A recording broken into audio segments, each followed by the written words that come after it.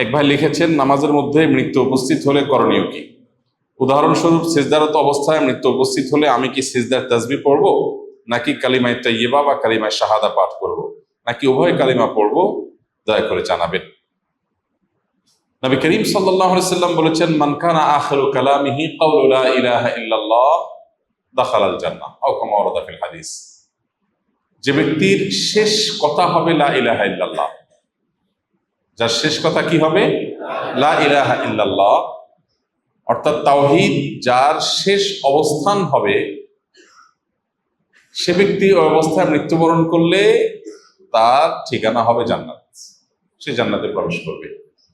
আল্লাহ আমাদের সেই সৌভাগ্যবান মানুষদের কাতারে শামিল হওয়ার তৌফিক দান করুন। তাহলে শেষ কথা লা ইলাহা ইল্লাল্লাহ হলে জান্নাতে প্রবেশ করবে, যে এর অর্থটা কি, এর মর্মটা কি? অনেক মুহাদ্দিসিনে কেরামের ব্যাখ্যা হলো যে এর মর্ম হলো, যার সর্বশেষ অবস্থান হবে ঈমান এবং তাওহীদ, অর্থাৎ তাওহীদে বিশ্বাসী আছে, এই অবস্থায় তার মৃত্যু হয়েছে। মাঝে মৃত্যু এবং তার তাওহীদের বিশ্বাস, এই দুইয়ের মাঝে কখনো শিরক, সন্দেহ, কুফর, নিফাক এগুলোর কোনোটা আসে নাই। সে তাওহীদের উপরে যে অবস্থান তার ছিল, বক্ষে তাওহীদে বিশ্বাস ছিল, মুখে তাওহীদের স্বীকৃতি ছিল, এরপর সে ওই অবস্থান থেকে 2 মাস পর, 2 বছর পর, 10 বছর পর যখনই মারা যায়, অবস্থান আগেরটাই ছিল, তাহলে সে জান্নাতে যাবে। এই হাদিসের ব্যাখ্যা অনেকেই বলেছেন, মুহাদ্দিস বলেছেন এটা।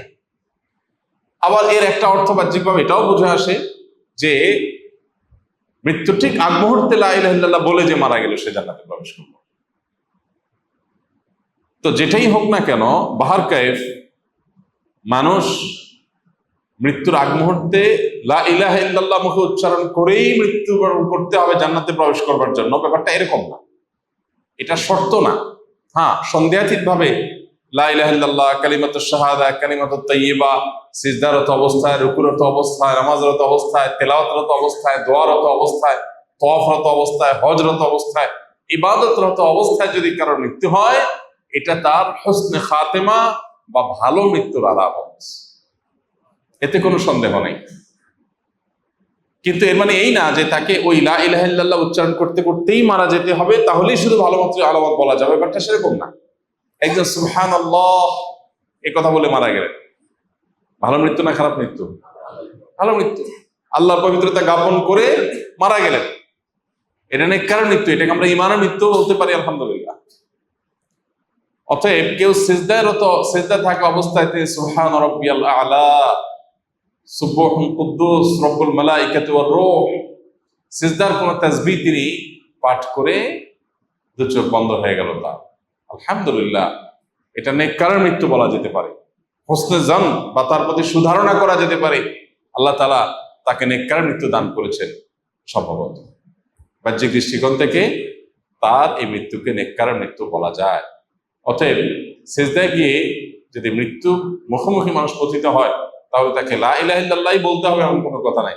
আর যদি সিজদা লা ইলাহা ইল্লাল্লাহ বলেও, তাতেও অসুবিধা নেই। বাকি শেষ কথা লা ইলাহা ইল্লাল্লাহই হতে হবে হোসনে খাতেমার জন্য, এটা জরুরি না, শর্ত না। লা ইলাহা ইল্লাল্লাহর মর্ম বোঝা যায়। সুবহান রাব্বিয়াল আ'লা যখন কেউ পড়ে, এখানেও কি আছে? লা ইলাহা ইল্লাল্লাহর প্রতি বিশ্বাসের ছাপ আছে। অতএব ওই মৃত্যুটাকেও ভালো মৃত্যু ধরা হবে। অনেক সময় সামনের কাতারে টি শার্ট পরে অনেক মুসল্লি নামাজে দাঁড়ান, সেই টি শার্টের পেছনে অনেক বড় অক্ষরে লেখা থাকে।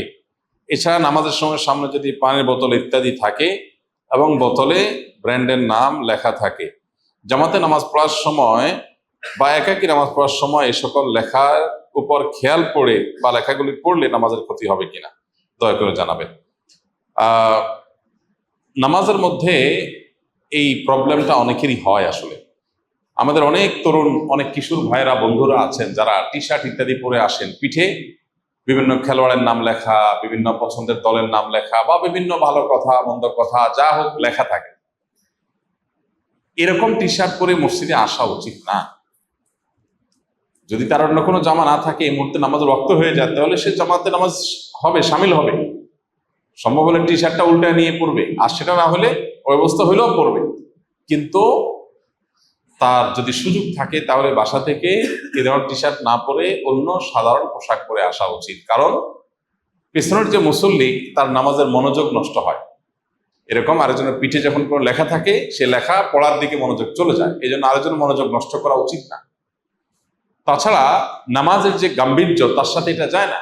আল্লাহ বলেছেন, ইয়া বানি আদম খুযু যিনাতাকুম ইনদা কুল্লি মসজিদ আই ইনদা কুল্লি সালাহ। প্রত্যেক নামাজে তোমরা জিনা গ্রহণ করো। পোশাকের কথা বলতে গিয়ে আল্লাহ জিনা বলেছেন, সৌন্দর্য বলেছেন। অনেক উলামায়ে কেরাম এর তাফসীরে বলেছেন যে মানে জামাতে বা নামাজে যে কোনো সময় পড়ার সময় মার্জিত পোশাকে নামাজ পড়া উচিত। যে পোশাক পরে আপনি কোনো সম্ভ্রান্ত গুরুত্বপূর্ণ সম্মানীয় ব্যক্তির কাছে যাবেন না, সেটা পরে আল্লাহর ঘরে আসবেন না। কারণ এটা নামাজের প্রতি আপনার শ্রদ্ধাবোধের প্রকাশ যে আপনি একটা মার্জিত সুন্দর ভালো পোশাক পরে নামাজে এসছেন। এখন নামাজিরা কেউ যদি এরকম কোনো কিছুর প্রতি নজর পড়ে, সামনে ঘড়ি আছে, বোতলে লেখা আছে বা অন্য কিছুতে লেখা আছে, এটা যদি নজর পড়ে তাহলে তার নামাজ হয়ে যাবে।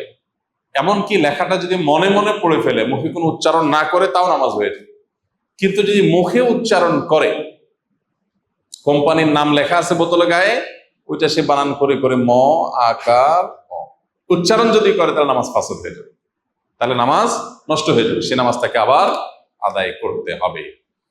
নামাজের মনোযোগ বিষয়টা যে কত গুরুত্বপূর্ণ, নবী করিম সাল্লাল্লাহু আলাইহি সাল্লামকে একবার একটা কাপড় দেওয়া হলো নামাজ পড়ার জন্য। সহিহ বুখারীতে হাদিসটি বর্ণিত হয়েছে। যায় নামাজের মতো এরকম কিছু একটা বিছায়া নামাজ পড়তে দেওয়া হলো। তিনি নামাজ পড়ে 2 রাকাত পড়ে সালাম ফিরিয়ে এরপরে বললেন যে এই কাপড়কে দিয়েছে আমাকে, কাপড়ের মধ্যে অনেকগুলো নকশা আছে, নকশা কোনো প্রাণীর ছবি না, এমনি বিভিন্ন কিছু আঁকা আছে। তখন নবীজি সাল্লাল্লাহু আলাইহি সাল্লাম ওইটা পাল্টায়া সাধারণ বা প্লেন কোনো কাপড় এটা আনার জন্য নির্দেশনা দিলেন। এখান থেকে বোঝা গেল যে মনোযোগ নষ্ট হতে পারে এরকম জিনিস রাখা উচিত না নামাজের সামনে। এই জন্য মসজিদে বা বাসা যেখানে আমরা নামাজ পড়বো সামনে এমন কিছু রাখা উচিত না। আয়না রাখলেন আপনি, তাহলে আয়নাতে নিজের চেহারা দেখবেন, মনোযোগ যাবে ওইদিকে। এই জন্য আয়নার সামনে নামাজ পড়া উচিত না, মাকরুহ। এবং নামাজে মনোযোগ নষ্ট হতে পারে এমন যায় নামাজ বের হয়েছে আজকাল, এত চাকচিক্য, এত ডিজাইন, এত আপনার স্টাইল, এত ছবি, এত কিছু, যে ওইগুলোর দিকে মনোযোগ চলে যায়। এজন্য প্লেন কোনো মনোযোগ নষ্ট হবে না, এরকম কাপড়, এরকম জায়নামাজ, এরকম জিনিসের উপর নামাজ পড়া উচিত এবং সামনে সেরকম কিছু রাখা উচিত না। যদি থাকে আর ওইদিকে চোখ পড়ে, লেখাটা মনে মনে পড়া হয়ে যায়, অসুবিধা নেই, নামাজ হয়ে যাবে, কিন্তু নামাজের মানকে কমিয়ে দেয় এর মাধ্যমে।